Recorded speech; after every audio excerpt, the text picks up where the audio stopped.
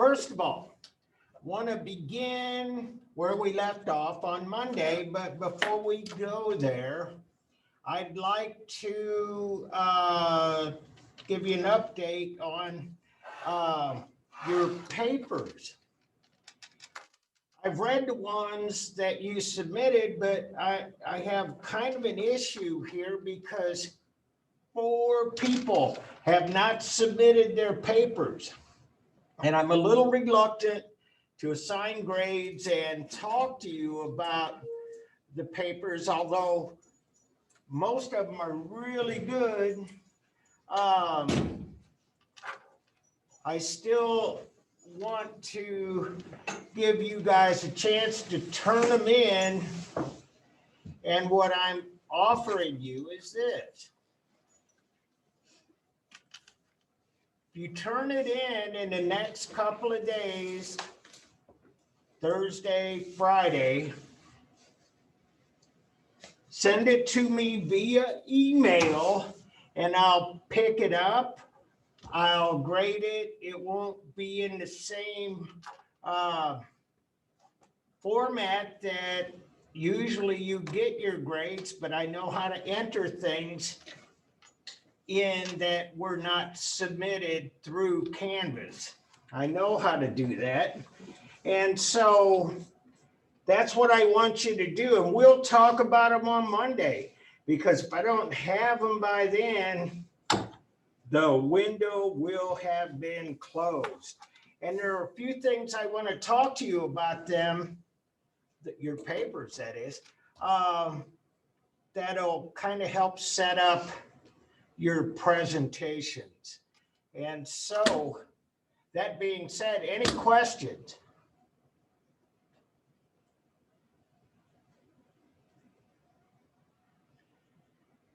No questions. I'm okay with that. Good. So, we got to this slide on Monday. Raft of the Medusa, Theodore Jericho. And I want to kind of do a little something here. 16 feet high, 23 and a half feet wide. It's a big painting. So can any of you help me start out to explain what this whole thing is all about?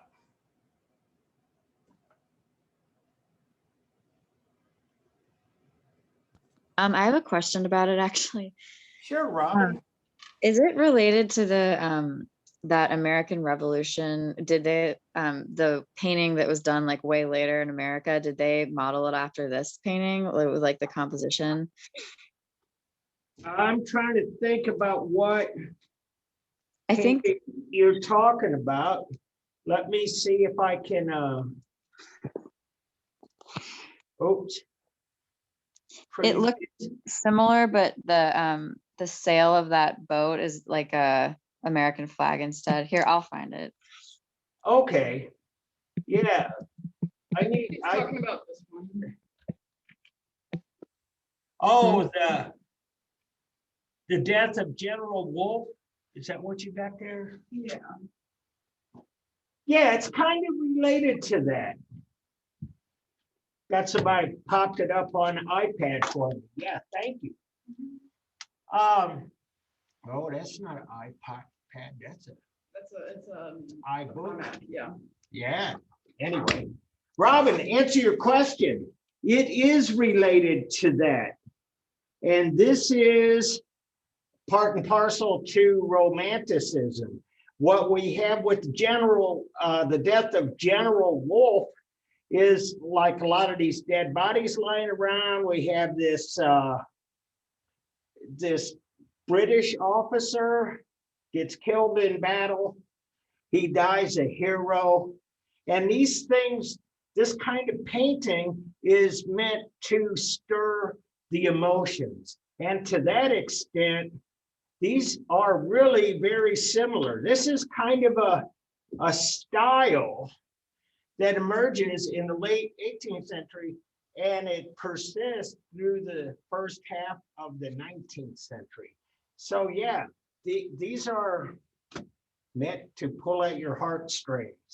It is very much related to that. That get your question? Yeah, it did. Thank you. Okay. And so, yeah, that was a good place to start. Romanticism, that's what it's all about. And it's an appeal to the emotions more than the intellect. And usually we see some death and dying, we see some blood, we see Goya. This is like insane. And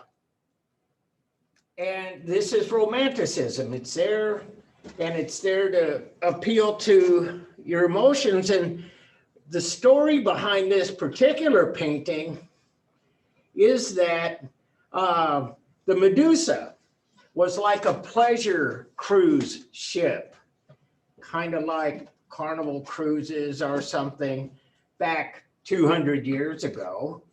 And it capsized. It sank. And most of the people drowned, and the survivors were left out to sea for a pretty long period of time. And they were on this raft that was just part of the ship. The ship just kind of collapsed. But they found this part, they made this sail, improvised, and they were stuck out there. And the story about this was horrific. And the French newspapers really played this up. When these people were finally found, I don't know if you can see it, but right there is the ship that finds them. And you can see this guy right here. He's trying to flag them down, trying to get their attention. Well, they are rescued, but there are only a few of them left. And they tell these horrible stories about how they were, a bunch of them died. You see the dead bodies hanging off the edge. They had resorted to cannibalism, and it was horrific. It was a terrible story. And it was kind of an indictment on part of the French government too, because that's what good government should be doing. They should be protecting the people.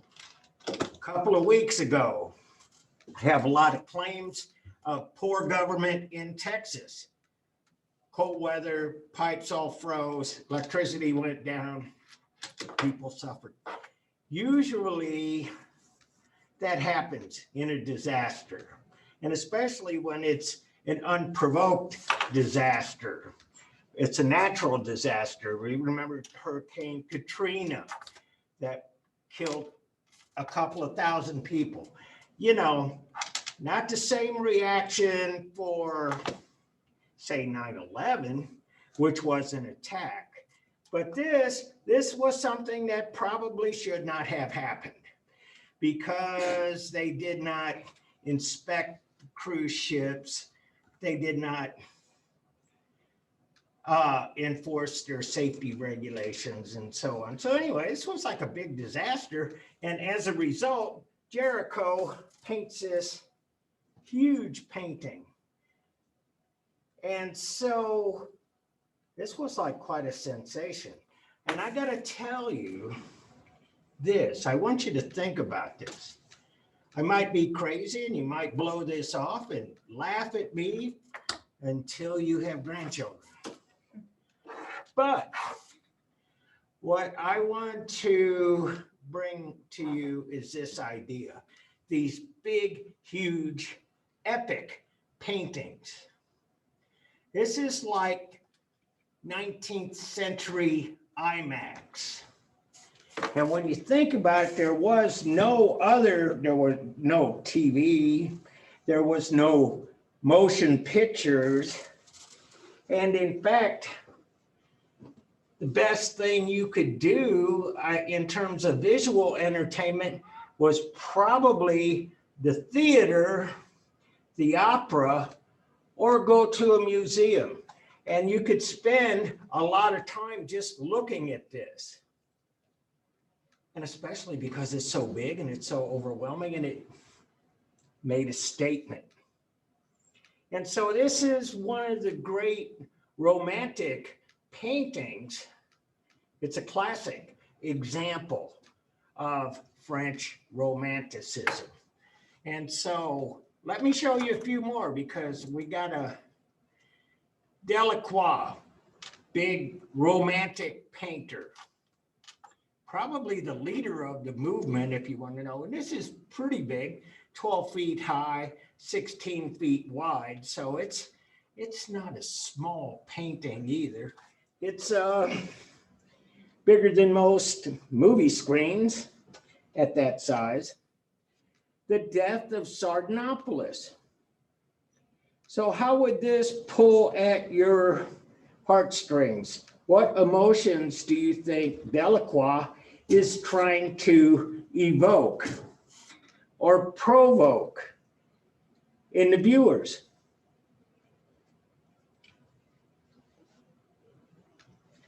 While you're thinking about that, let me tell you the story of this. What happens in the early 19th century is that, and I've said this a number of times, Napoleon has gone all over Europe and Asia, the Near East, the Middle East, Europe, North Africa. He's conquered all of these places. And the French, and especially French artists, some of whom actually traveled right along with Napoleon himself, it's the first time they'd seen any of this stuff. And it was new and it was exotic and the public wanted it. They wanted it so much, they demanded it. It was in style. And so this exotic subject matter was all the rage. And think about it. Go back to one of the first slides on this PowerPoint. Grand Odalisque from a Turkish Oda. The Sultan has a harem, and this is a woman who's in the harem. And you see all of this exotica there, the opium pipe, you see the tickler made out of feathers, you know, she's nude. Exotic and very different from French culture. And so anyway, this is a story kind of like that. But what happens with Sardanapalus is that he's the king and his kingdom's being overrun. And the enemy has broken through the city walls. And there he is, sitting there, overseeing what's going on. So it gets to what's going on. Well, the king, the Sultan, he has all of this wealth. And so you see these golden statues and other kinds of things. The jewelry, the money, wealth. And they're trying to get rid of it. And so, of course, the Sultan would have prized horses. He would have, in this case, a harem, just like the Grand Odalisque. And so what Sardanapalus has done is to have his bodyguards, his attendants here, kill the women so that they would not be taken by his enemies. And so this is kind of a suicide packed thing. They're getting rid of the loot, killing the horses, killing the women, get rid of the money.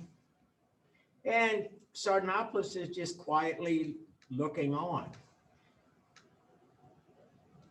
Well, you know, to peaceful-minded people, moral people, you would look at this, I would think, as being something akin to the Charles Manson murders or something. This is a mass killing for no good reason.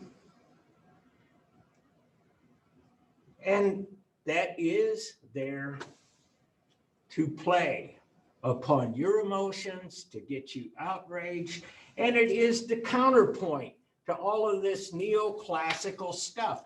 That's why the cartoon, I showed you Ong versus Delacroix, color versus line, neoclassicism versus romanticism. This is a very good direct one-to-one comparison to how they saw the world and what they chose as their point of view about making art. And it was a serious discussion. They would actually throw these ideas around. Why do you make art? Is it to ennoble people, to appeal to their virtue, to their intellect, to build a better society, calm, rational, thoughtful? Or is it to appeal to their emotions and get them outraged by all of the injustice in the society? Just saying, around the world. And unlike Ong, he uses a lot of warm colors because there was this idea that warm colors actually evoked fiery emotions. And so there's probably some truth to all of that. And I'm asking you to think about Ong and think about Delacroix. And Ong's grand odalisque is primarily blue. Blue, rational, blue, meditative, red. Red, predominant. What do you associate with red? We still do some of this. It's not as prevalent as it was 200 years ago, but the idea is that red is the color for anger.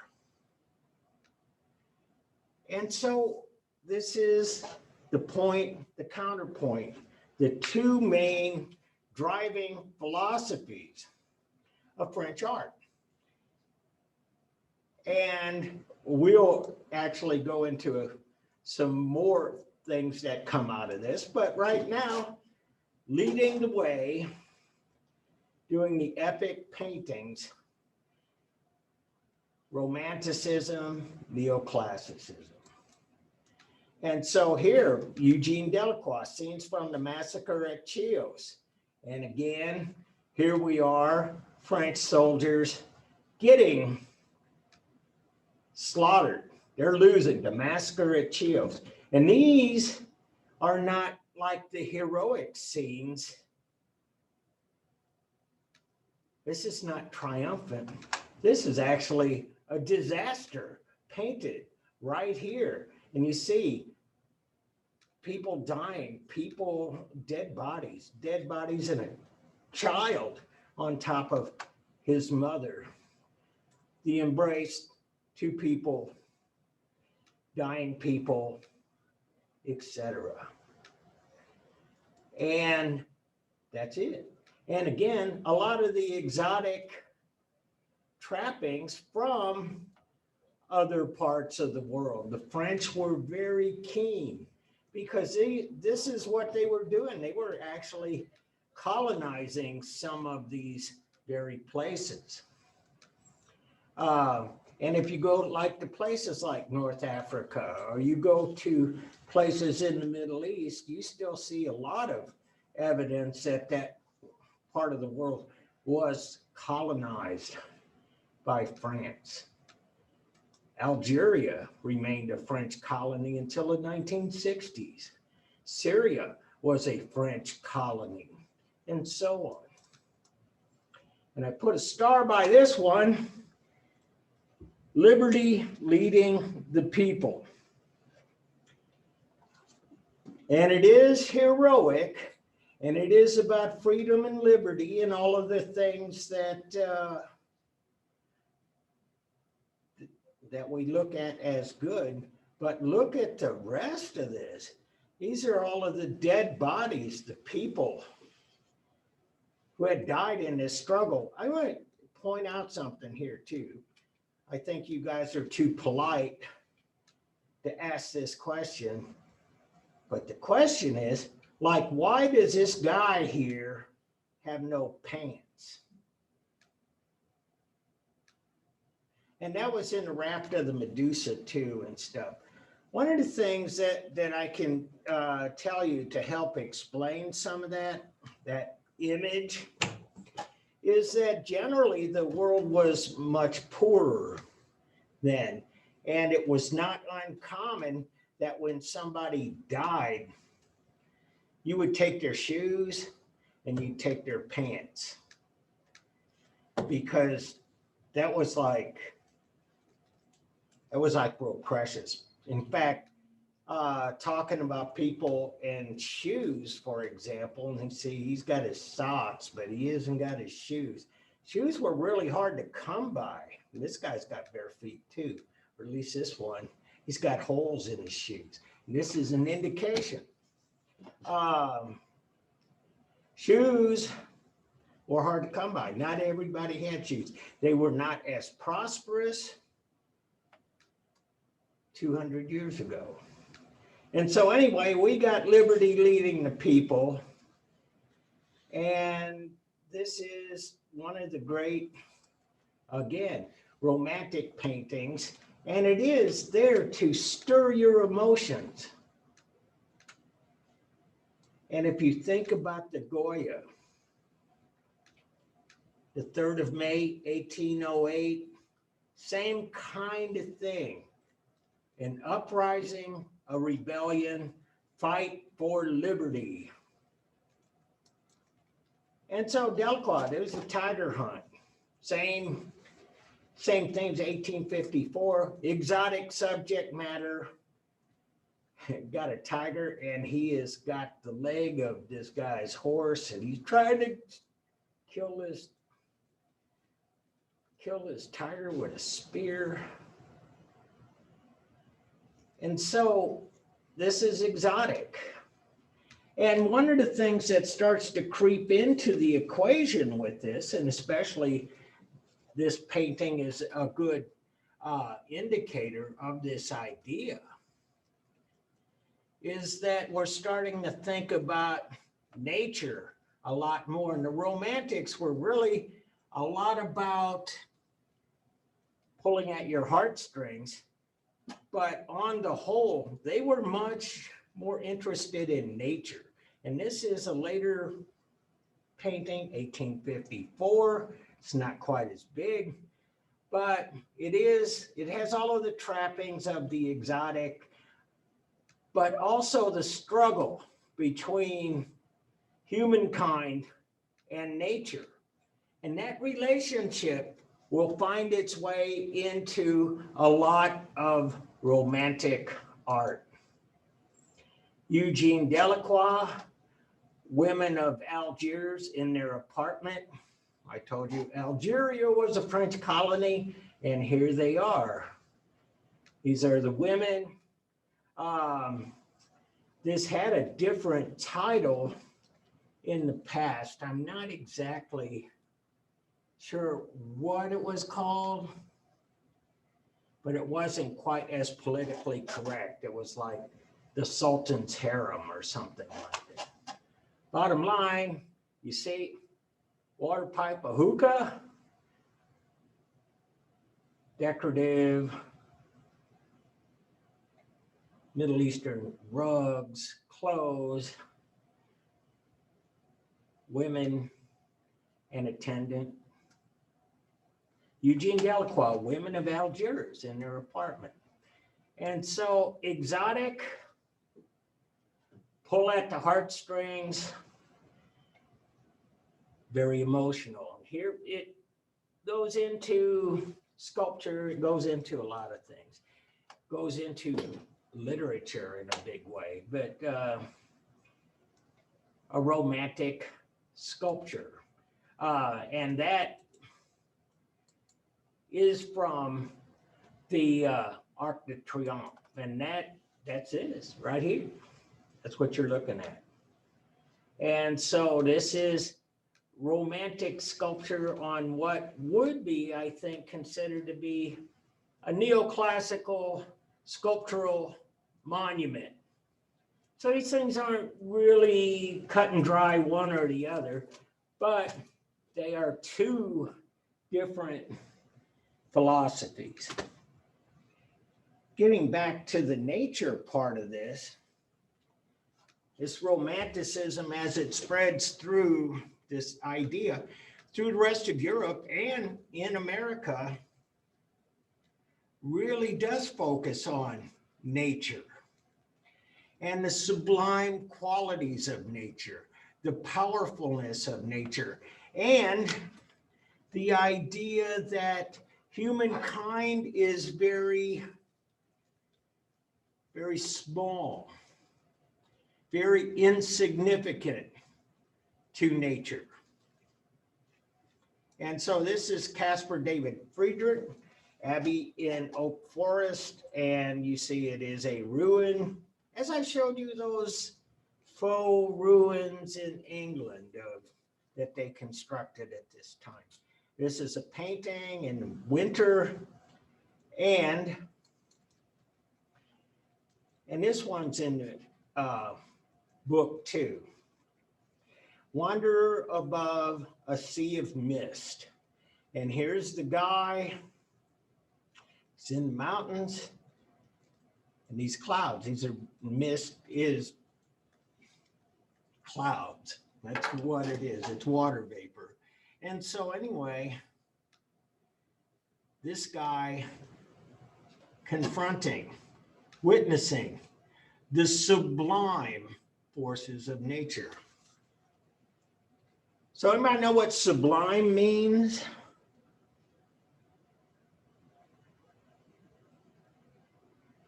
So you have a lemon, you have a lime, and then a small lime is called a sublime. Or you put it on your sandwich. Sublime means simply awe-inspiring.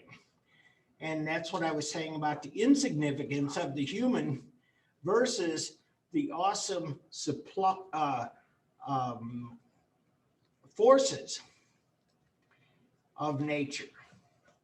And so I got another one here that I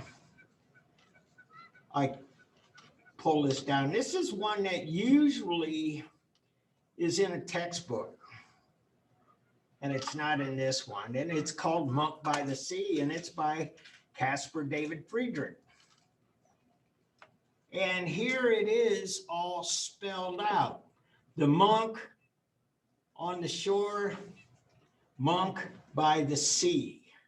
And it was first shown together with the Abbey in the Oakwood, which I just showed you. But look at this. If you take this as a whole picture, 1% is the human being. 1% is the monk. 99% is nature. And so here he is. He's very tiny. He's very insignificant to all of this nature. And so I'm talking about this a lot because this will have significant impacts on art going forward. And in fact, probably up until today.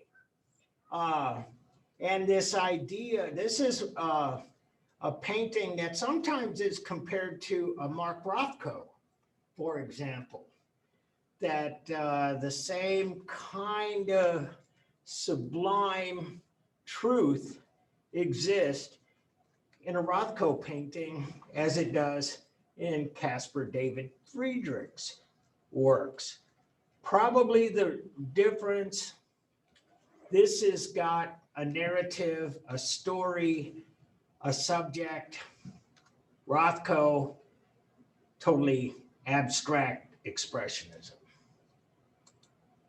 And so here's another Caspar David Friedrich. And so you see this, the cross in the mountains. And one of the things that they really start to get involved with, as we've seen with Goya too, is the sublime forces of God. All of these things that are more powerful than the individual. And so we see this crucifix in the mountains. And it is characterized by an overwhelming sense of stillness and isolation. And it was an attempt to replace the traditional symbology of religious painting with one drawn from nature. And you might say that this is the time where they start kind of making the connection that God and nature are one and the same.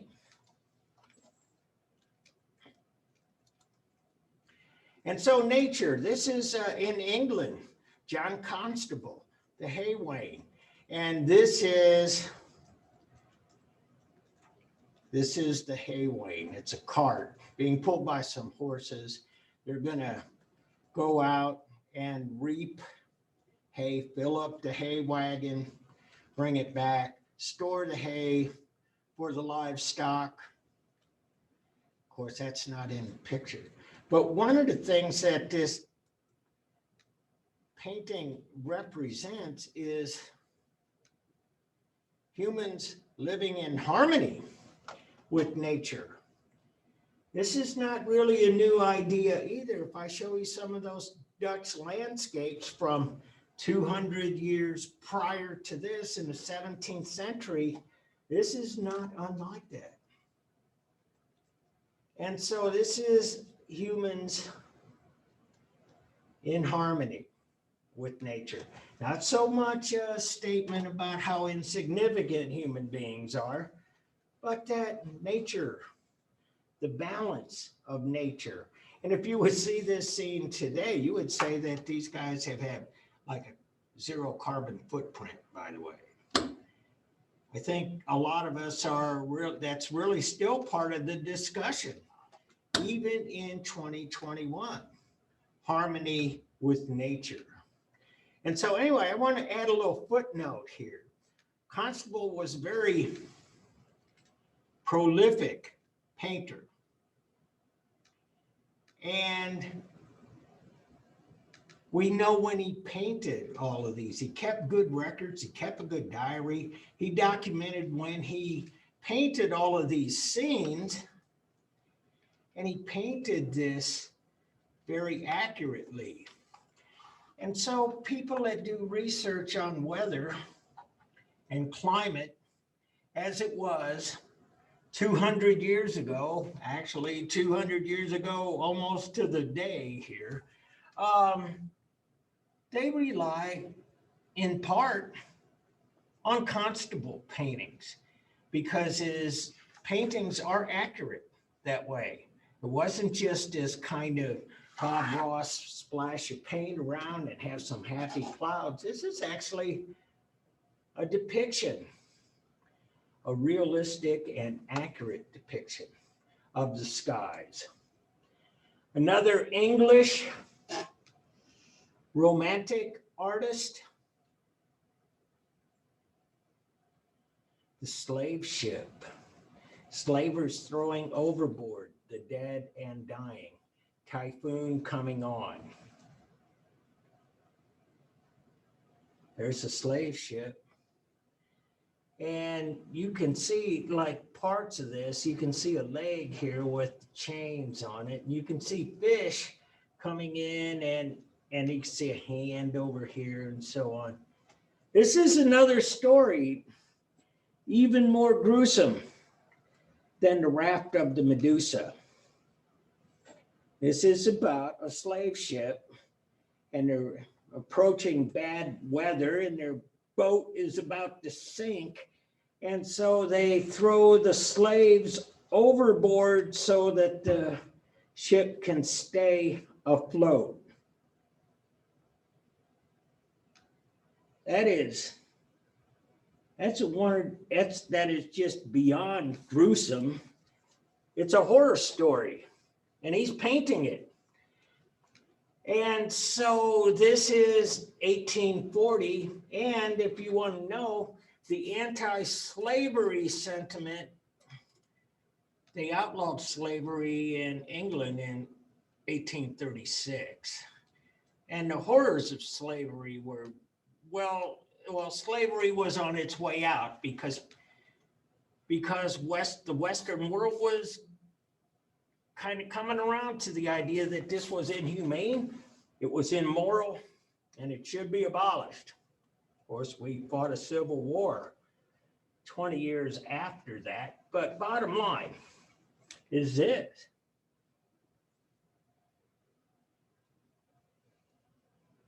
Turner paints weather. I just told you about Constable painting the weather. Almost all of Turner's paintings are about weather and storms and things like that. The sublime forces of nature, and mostly overwhelming, excuse the term, the insignificant humans. And so this kind of defies a few things. And I read your papers. I'm kind of keen on what you guys were saying and what you guys like, and I respect all of that. In fact, I think you guys have some pretty good opinions. But I want to point this out, that if you're looking for beauty in art, not all art is beautiful. This is horrendous. This is a reminder, a statement about what they used to call, before we started doing gender sensitivity, man's inhumanity to man. And so Turner, he's one of the great romantic painters from England. And so there's a bunch of them. If you really like, want to point out something else too. The way that he paints these atmospheric conditions, and they're usually storms and fires and all kinds of things like that. This way of painting actually is something that inspires a generation of Impressionist painters. Some 25, 30 years, another generation hence. And so Romanticism, it's right there in the USA. Thomas Cole, the Oxbow view from Mount Holyoke, Northampton, Massachusetts. And what we have here is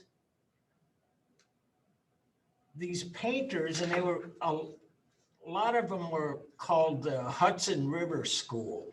And in part because they traveled up into upstate New York and outstate Massachusetts and all over New England, and they painted nature. And we talked earlier about Henry David Thoreau and Walden Pond. And this is kind of an artistic analogy. It's analogous to what they were doing. Now, these are, to be sure, these artists were going out and painting, but this is, look at it, this is not that big, 4 feet 3 inches by 6 feet 4. But mostly what they did, and you see this setup here. There's Thomas Cole right there. And he's set up on this rock, and he's got his paints and brushes and provisions. He has a parasol, an umbrella that will shelter him from the sun's harsh rays. And he's about to set up doing drawings of this landscape. And that's what they did. A bunch of them. They drew sketches of the landscape, of the wild, of, in some cases, the unexplored, the wilderness. Now, this is not exactly the wilderness. If you see over here, this has all been under plow, and there are some trees to be sure, but you can see some areas here where there are crops planted and so on. But bottom line, as I said earlier, it's a statement about nature and living in harmony with nature. And you have this vast wilderness, you have these threatening storm clouds moving in, and you see these old trees. It's all nature after a thunderstorm. And you see that you can almost look at this looking north, because as you guys, well, no, I don't know. Anyway, never mind. I'm going off on a tangent. Anyway, it's about the weather. The weather is a sublime force of nature. We'll talk about that with this. We'll talk about weather here. This is what they were into. And so anyway, I told you they did sketches, and they brought those sketches back to their studios, mostly in New York City, and they made these paintings. And they were pretty much accurate. The flora, the weather patterns, all of this, the landscape, all usually pretty accurate. Albert Bierstadt, and see, this is a whole generation later. I would go back here. You see 1836, 1868, 32 years later. But that is a kind of an American thing, and it lasts for a long time. Albert Bierstadt painted in the American West. And it's in the National Museum of American Art. And this is quite typical of Albert Bierstadt's paintings. They are majestic depictions of the American West. And so the people that enjoy these paintings, they will look at them as being splendidly beautiful, awe-inspiring. With these landscapes, look at how magnificent this scene is. And that's all true. And it was because of that attitude about nature being supreme. Now, there are some detractors that said that Albert Bierstadt was painting propaganda.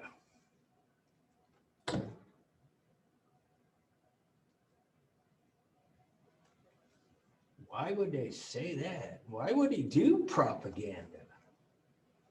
Well, if you take a look at American history of the 19th century, it was paramount, at least after the Civil War, that this was official U.S. government policy, that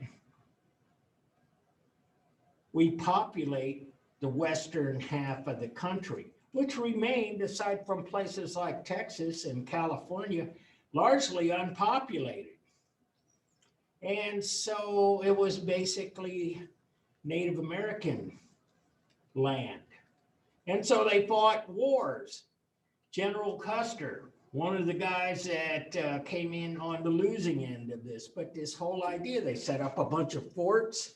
They encouraged people to move to the west. They built a transcontinental railroad to move people out there. They gave them free land. Of course, it was land that belonged to the Native Americans, but bottom line is that there are people who say this is just a propaganda piece made to entice people to move to the American West. So can two things be true at the same time? I think so. I think that the painting speaks for itself. And so we see a lot of these paintings from California and Yosemite Valley and so on. And usually it has these idyllic depictions, especially of wildlife. And you see it like a herd of elk here, you know, you see the geese flying. He doesn't paint grizzly bears eating people and stuff like that.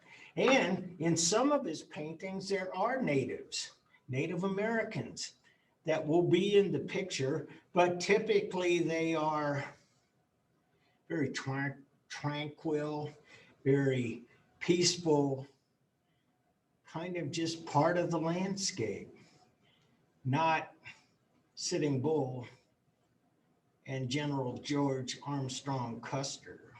You know what I mean? So anyway, this is Romanticism. It's the benign, it's the awe-inspiring, the magnificent. Frederick Edwin Church, Twilight in the Wilderness. See a theme going on here? Thomas Cole, Albert Bierstadt, Frederick Church. And so that is Romanticism.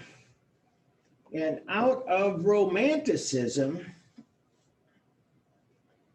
came yet a third idea. Not neoclassicism, not Romanticism, but I got this, I think this is from Britannica, which I saw you guys use a lot too. You guys have convinced me that's a good source. Realist movement in French art flourished from about 1840 until the late 19th century and sought to convey a truthful and objective version of contemporary life. Because you take what I was telling you about Romanticism, take what I just told you about neoclassicism on Monday. You see, these are paintings that are very ideologically charged. Not only are they portraying people, places, and things, they have an agenda. They want to make you think in a particular way. What they did. And so anyway, realism emerged in the aftermath of the revolution of 1848 that overturned the monarchy of Louis Philippe and developed during the period of the Second Empire under Napoleon III. And that's really about French realism, but that spreads both in Europe and America as well. And here is realism. Gustave Courbet, The Stonebreakers, 1849. Oil on canvas, Dresden, formerly in the Gemäldegalerie, Gallery, Dresden, destroyed in 1945. Here's another opportunity to kind of connect history with art. What happened in Dresden in 1945?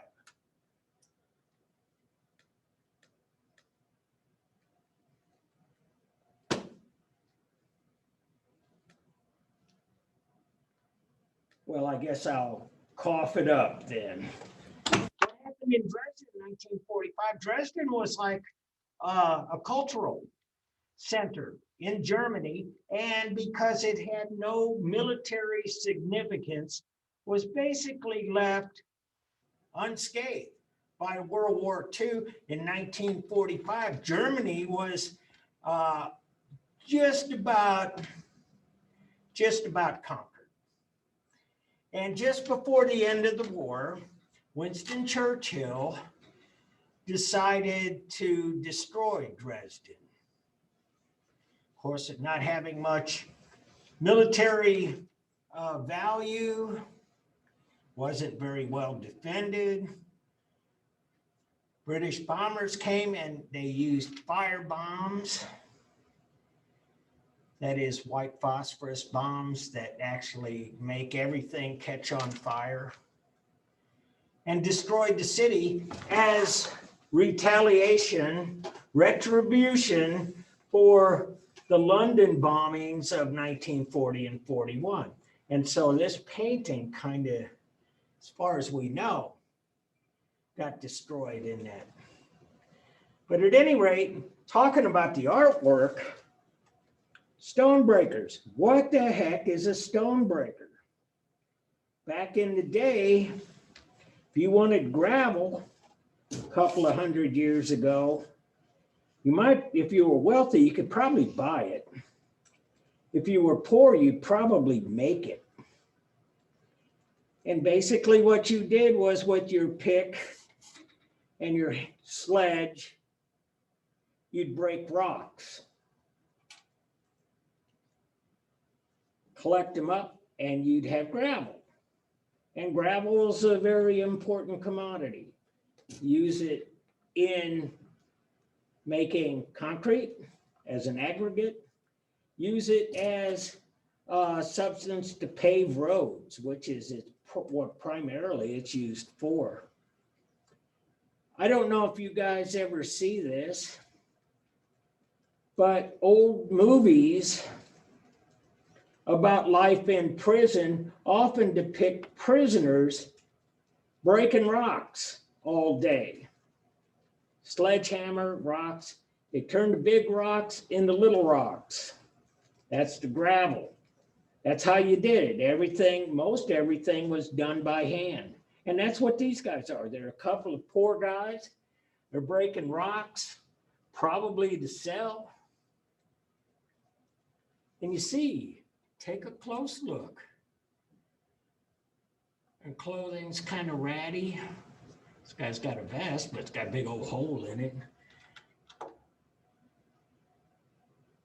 Working in the hot sun,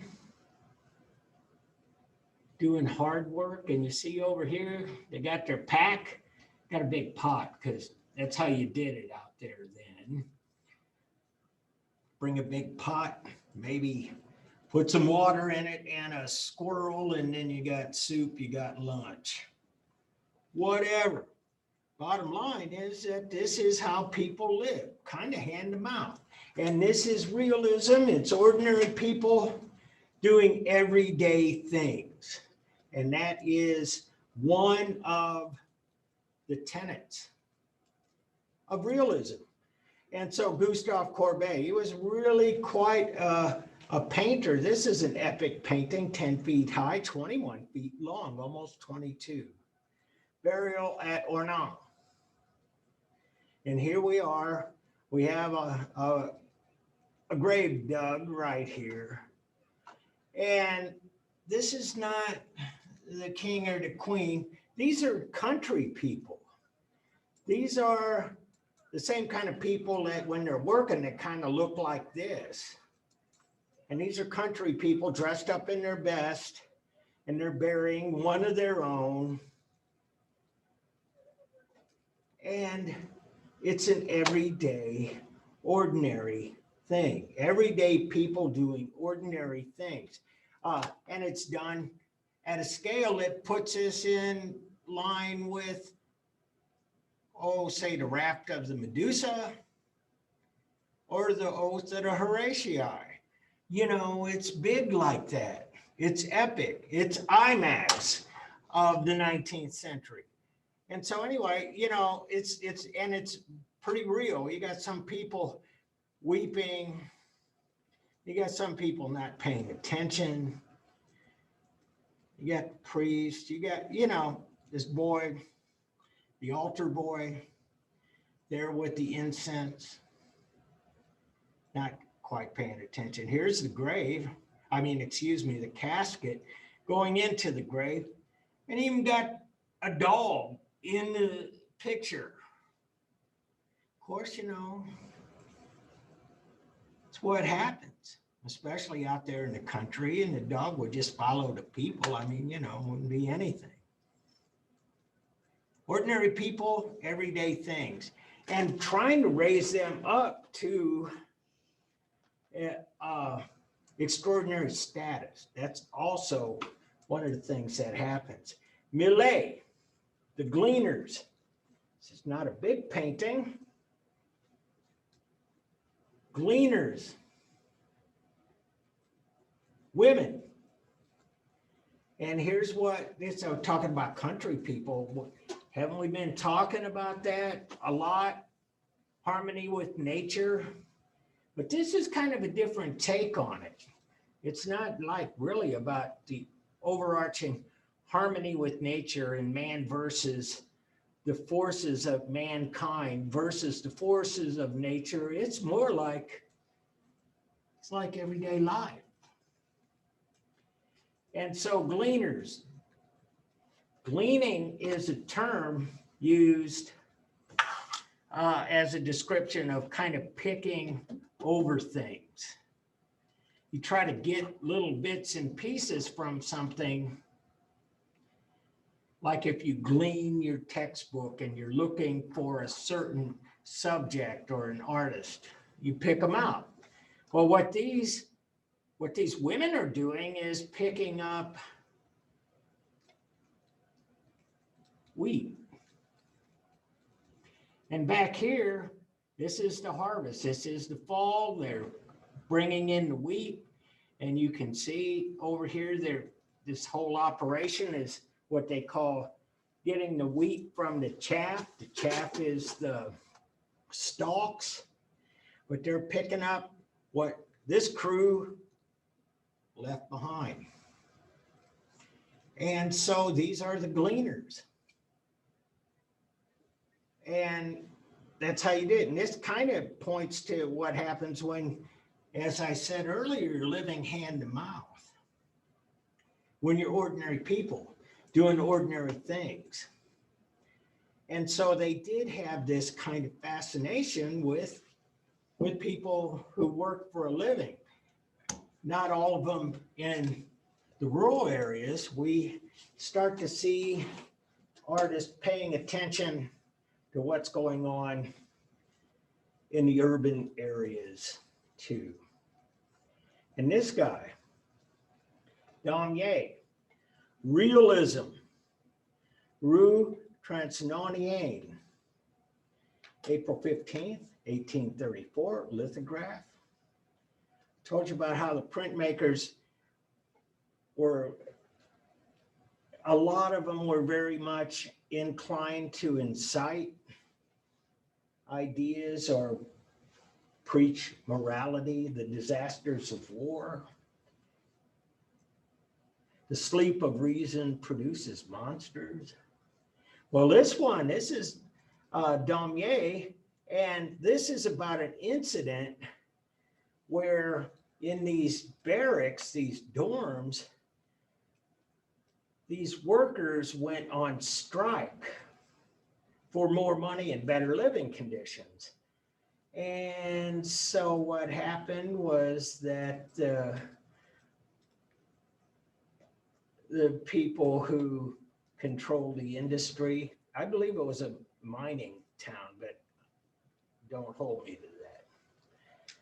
Bottom line, they sent a bunch of thugs in here to beat up and kill all of these people who were trying organizing what we'll call unionism today. And so, yeah, this was a horrible thing. And in some ways, it's romantic because it does pull at your heartstrings. And as I said earlier, these things are not exactly clean cut. But the fact that this is centered on everyday people kind of throws it into the realist camp, and Daumier's other works place him in the realist category. And this is called Third Class Carriage, 1862. They're riding on a train. And third class carriage is kind of like in the day flying coach. It's not quite as prosperous as being able to fly, but they're riding in a place where the poor people ride. And so we got a mother feeding a baby. We got an elderly woman bringing a kid along. Third class carriage. This is a picture from a train. And these are regular people doing ordinary things. And when, like I said, the whole of Daumier's career, much of it was focused on that and realism. This is not the fancy dining car. This is not, you see some people here probably a little bit more well-to-do, but likely not. Wealthy people would be in a first class carriage and they'd have meals served to them. Like Johnny Cash would say, they're always drinking coffee and smoking big cigars. Anyway. Realism. Rosa Bonheur, The Horse Fair. And this is really kind of cool too. She's an excellent painter, but this is the horse fair. And that was something that they did a lot of back in the 19th century, and horses were very common. And this is a bunch of people trying to get this all together. You see up here, this is probably where you'll see the horses brought in. And this is like getting ready for the Westminster Kennel Club show for the dogs. But in this case, this is like behind the scenes, and the horses are unruly and they're kind of spooked by being among other strange horses. And these people are doing everything they can to try to keep everything together. And you can see their show horses. Look at how the tails are put into, tied up for decorative purposes. Some of these horses, not so much, but bottom line, realism. And this is everyday people, ordinary things. And so, like I say, these ideas are not clean cut. They're not particularly mutually exclusive. And so Ugolino and his children, and this is kind of put together sort of like a classical Greek sculpture. But what puts us in the camp of realism is that he's actually portraying this old guy like an old guy, maybe a little too fit, skin still a little too tight, but he's old, he's saggy. And so anyway, sometimes they show, as I say, elements of neoclassicism, romanticism, and so on. And this is, I guess I'll stop with this guy. Edouard Manet, Luncheon on the Grass, one of the most famous paintings of the 19th century. And this is realism too, but it's kind of realism that he points at traditional art itself. He's bringing in some issues here that are really kind of interesting. This is something that you would have seen in the Renaissance or afterwards by artists like Titian, that you would have these scenes with people. Excuse me, I'm a sneeze. Thank you. And in fact, this is actually based on a classical print called Pastoral Symphony. But bottom line is that we got the woman, and that's been the classic subject matter, but the men are dressed. And he's kind of questioning what it is about Western art that is, what's wrong with this picture, you could almost say. I'll show you the next one. This is Olympia by Manet, and the same question could be asked. But this one's a little more puzzling because this woman is a known woman. She would be known to Parisians in 1863, and she was a prostitute. And she was a well-to-do prostitute. And she's got an attendant bringing her flowers. You got the black cat there, which is kind of an omen that there's really something wrong with all of this. But he's portraying this prostitute kind of like a goddess. And it's based on this painting by Titian, Venus of Urbino, early 16th century. And you see the similarities. This is right out of traditional art. This was a parody, if you will. It is a statement about Western art itself. We saw some of this earlier. I showed you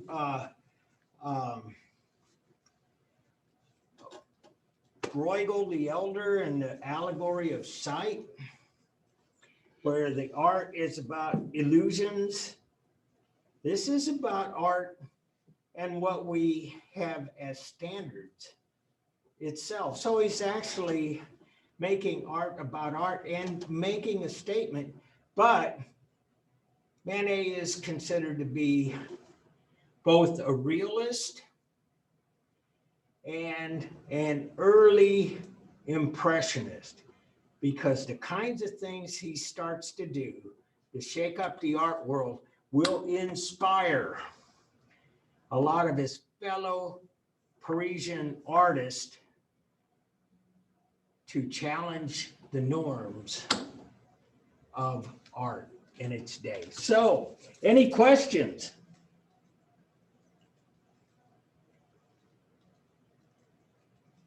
How old am I? I'm not telling you. How much money I have in my wallet? How about questions about the art? How about if you haven't turned in a paper, email it to me tonight, Thursday or Friday. I'm going to spend a weekend finishing these up. We'll talk about them Monday. And so, have a good weekend, you guys. We'll see you then. Thank you. Yes, thank you, Olivia. Yeah, Robin. Yep, have a good weekend, you guys. And stop recording.